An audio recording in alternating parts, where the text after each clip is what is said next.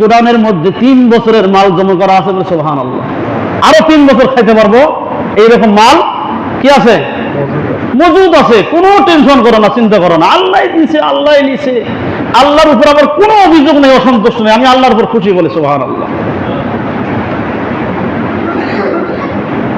শয়তান এবার চিন্তা করলো, এই কথাটা শয়তানও শোনা পাইছে, দাঁড়া তোর মাল খাওয়াই আমি।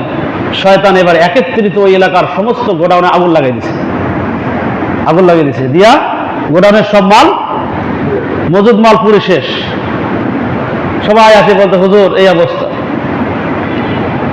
বলতেছে আল্লাহর প্রতি আমার কোনো অভিযোগ নাই, এগুলো তো আল্লাহ দিয়েছিল, আবার আল্লাহর হুকুমে সব নষ্ট হয়ে যাচ্ছে।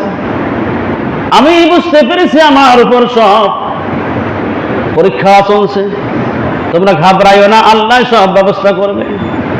ইবলিস শয়তান চিন্তা করলো তার সমস্ত উট গেল, ভেড়া গেল, বকরি গেল, এমনকি কৃষকের সব ক্ষেত নষ্ট হলো, এমনকি মজুদ সব ধন সম্পদ শেষ হয়ে গেল। সে তো কোনো রকম দুর্বল হলো না, এখন কি করা যায়? ইবলিস শয়তান দেখতেছে নূহ আলাইহিস সালামের 14টি ছেলে, কয়টি? 14টি সন্তান একত্রিত বসে আলোচনা করতেছে। পাশে একটা প্রাচীর ছিল। ইবলিস শয়তান প্রাচীরটা ভেঙে তাদের গায়ের উপর চাপা দিয়া একসঙ্গে 14টা ছেলেকে ধ্বংস করে দিল। ইন্না লিল্লাহ। সংবাদ চলে আসলো, হুজুর আপনার 14টি সন্তানকে, ছেলেকে একত্রিত ওই প্রাচীর ভেঙে পড়ে সব মারা গিয়েছে। বলে আমার আল্লাহর প্রতি কোনো অভিযোগ নাই, আলহামদুলিল্লাহ এই সন্তান 14টি আল্লাহ দিয়েছে, আল্লাহ নিচে আমার কোনো অভিযোগ নাই, আল্লাহর উপর মন খারাপ নাই, অসন্তুষ্ট নাই, আলহামদুলিল্লাহ। ইবলিস শয়তান এবার চিন্তা করলো, নূহ আলাইহিস সালামের সঙ্গে তো পারা যাচ্ছে না, আইয়ুব আলাইহিস সালামের সঙ্গে তো পারা যাচ্ছে না, এ তো পিছে পা হয় না, এবার কি করা যায়? এবার ডাইরেক্ট এর শরীরের উপর আঘাত করব। আইয়ুব আলাইহিস সালামের কাছে গিয়া এমন একটা গ্যাস ছাড়ি দিলেন, সঙ্গে সঙ্গে আইয়ুব আলাইহিস সালামের শরীরটা ফুলে গেলেন।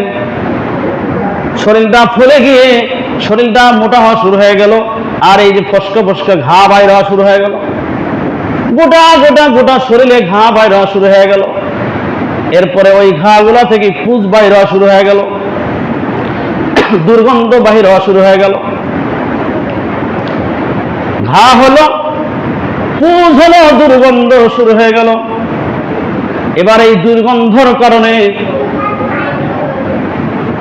আইয়ুব আলাইহিস সালামের 3 জন স্ত্রীর মধ্যে 2 জন স্ত্রী চলে গেল। সম্ভব না।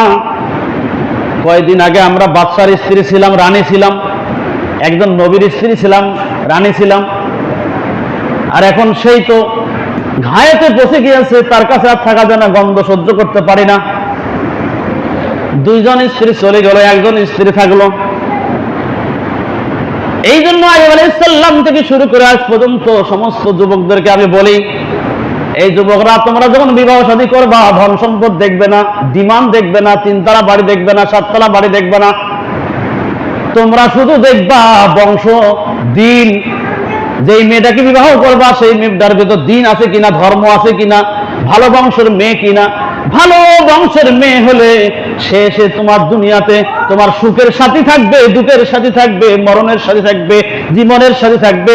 আর ভালো বংশের মেয়ে না হলে তোমাকে ছাড়িয়া পালাবে। আইয়ুব আলাইহিস সালাম কয়েকদিন আগে ছিল বাদশা, ওরা ছিল রানী। এই মাত্র অসুখ শুরু হয়ে গেল, ঘা শুরু হয়ে গেল, 2 জন স্ত্রী চলে গেল, 1 জন স্ত্রী থাকলো। এই যে 1 জন স্ত্রী থাকলো, এটা কোন বংশের মেয়ে কেন থাকলো? আমরা সকলেই জানি ইয়াকুব নবীর ছেলে ইউসুফ আলাইহিস সালাম, চিনি কিনা? ইয়াকুব আলাইহিস সালামের ছেলে হলো ইউসুফ আলাইহিস সালাম, আর ইউসুফ আলাইহিস সালামের ছেলের ঘরের মেয়ে অর্থাৎ নাতিন হলো এই রহিমা বিবি, রহিমা বলে সুবহানাল্লাহ। অর্থাৎ নবীর বংশের একজন মেয়ে, ভালো বংশের একজন মেয়ে, সুন্দরী একজন মেয়ে, অপূর্ব সুন্দরী। আমরা সবাই ঘটনা জানি যে ইউসুফ আলাইহিস সালাম এত সুন্দর ছিল যে ওই দেশের সেই সময়কার নারীরা লেবু না কাটিয়া, আপেল না কাটিয়া ইউসুফ আলাইহিস সালামের চেহারা তাকাইতে তাকাইতে নিজের আঙুলগুলা সব ছুটে ফেলাইছিল। আল্লাহু আকবার। এই ইউসুফ আলাইহিস সালাম কত সুন্দর ছিল, পুরা পৃথিবীর যত সুন্দর আছে সমস্ত সুন্দরের মধ্যে অর্ধেক সুন্দর আল্লাহ তাকে দান করেছে বলে সুবহানাল্লাহ। এই ইউসুফ আলাইহিস সালামের সন্তানের মেয়ে, তাহলে তার চেহারা কত সুন্দর হবে। সে কয়েকদিন আগে ছিল রানী, নবীর স্ত্রী, আর এই রহিমা বিবি এবার একাই পড়ে আছে। আইয়ুব আলাইহিস সালাম বললেন, রহিমা, আমার তো 2 স্ত্রী চলে গেল, তুমিও চলে যাও, তোমাকে বিদায় করে দিলাম। রহিমা বলে, ও স্বামী, আমি যাইতে পারবো না। যখন আপনার সুখ ছিল, শান্তি ছিল, আপনি বাদশা ছিলেন, আমি রানী ছিলাম, আপনার সুখের দিনের সাথী ছিলাম, আর আজকে আপনি দুঃখে আছেন, কষ্টে আছেন, আপনার বিপদগ্রস্ত আপনি হয়েছেন। এই দুঃখের দিনে আমি যদি আপনার কাছ থেকে বিদায় হয়ে চলে যাই, আমার আল্লাহ যখন আমাকে জিজ্ঞাসা করবে, রহিমা, তুমি আমার পয়গম্বরকে ছেড়ে তুমি কেন আসছিলা, তখন আমি আল্লাহর কাছে কি জবাব দেব? আল্লাহর কাছে জবাব দিতে পারবো না। তাই মরণ হোক আর বাঁচন হোক, যতক্ষণ আপনি আছেন আপনার খেদমতে আমি নিজে ততক্ষণ থাকবো বলে সুবহানাল্লাহ। রহিমা বিবি থেকে গেল। আমার বন্ধুগণ, ওই এলাকায় শয়তান এবার চিন্তা করলো, কাজ তো একটাও হয় না। শয়তান এলাকায় প্রচার করে দিল, আইয়ুব নবীর যে ঘা শুরু হয়েছে, এটা ছোঁয়াছিয়া রোগ, এইটা বাতাস যেই দিক যাবে সেই দিকে সবার ঘা হবে, তোমরা সবাই আক্রান্ত হয়ে যাবা। অতএব এই আইয়ুবকে তোমরা এলাকা ছাড়া করো, গ্রাম থেকে ভাগে দাও। ওই এলাকার অন্য অন্য নেতারা ঘোষণা করে দিল, রহিমা, তুমি আইয়ুবকে নিয়ে কোথায় যাবো আমরা জানি না, তাড়াতাড়ি করে পালাও।